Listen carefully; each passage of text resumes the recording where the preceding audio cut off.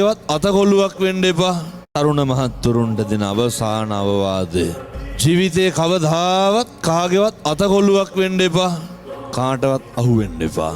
කාටවත් රැවටෙන්න එපා. කිසි කෙනෙක් ඉස්සරහ ලැජ්ජාවටපත් වෙන්න එපා. කාගේවත් ඉස්සරහ ජෝක් එකක් වෙන්න එපා. කාගේවත් ඉස්සරහ හැල්ලු වෙන්න එපා. කාටවත් මාතෘකා කතන්දර හදන්න ඉඩ තියන්න එපා. කිසි කෙනෙක් කැමති නෑ සත්පුරුෂ දරුවනේ අපිට හරියනවට. හැම කෙනෙක්ම කැමති අපිට වරදිනවට. ලෝකයක් බලාගෙන ඉන්නේ ඕක කුඩුකාරයා ගංජාකාරයා බේබද්ද කියලා ලේබල් ගහන්න.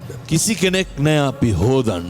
කිසි කෙනෙක් නෑ අපි බේරන්න. අපේ අම්මා තාත්තා බලාගෙන ඉන්නවා අපි සත්පුරුෂයෙක් වෙලා. අපි යහපත් ගති පැවතුම් ඇත්තෙක් වෙලා. අපි මොන දේ කෙරුවත් අපේ අම්මට තාත්තට අපි හරි. අපි මොන දේ කෙරුවත් අපේ අම්මා තාත්තා කවදාවත් අපි ඒ දේ කරා කියලා කියන්නේ අකමැත්තෙන් උනත් දෙමව්පියෝ කියනවා නෑ දරුවෝ වැරදි නෑ දරුවෝ හරි. ලෝකයක් කියනවා අපේ හරි දේවල් වලට වැරදි කියලා. අපි හරි නෑ අපි වැරදි. නිරන්තරයෙන් අම්මගේ තාත්තගේ වචනට සාධාරණයක් කරන්න. දෙමව්පියෝ හොඳට නඩත්තු කරන්න. අයියා අක්කා නංගි මල්ලි සහෝදරයා සහෝදරිය හොඳට නඩත්තු කරන්න. කවදාවත් අම්මට තාත්තට තාතෝ කියලාවත් කතා කරන්න එපා. හන්දි බෝක්කු කැට කඩ පිල් ගානේ. කල්ලි ගහිලා එක්ක අහුවලා එක එක සමාගම් වලට එක්ක අහුවලා ජීවිතේ අනාථ කරගන්න එපා. නැති කරගන්න එපා. හොඳ පෞරුෂයකින් හොඳ අභිමානයකින් හෙබි දරුවෙක් වෙන්න. සම්බුද්ධ ශාසනයට වැඩදායි දරුවෙක් වෙන්න. ගෙදරට පවුලට වැඩදායි දරුවෙක් වෙන්න. අපට කතන්දර හදපු පද හදපු අපේ දියුණුවට බාධා හෙළපු අපි වැටෙනකම් බලන් හිටපු සියලු දෙනාටම පේන්න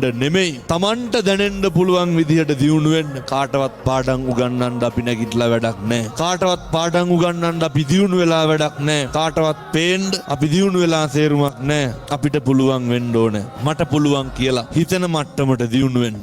තරුණ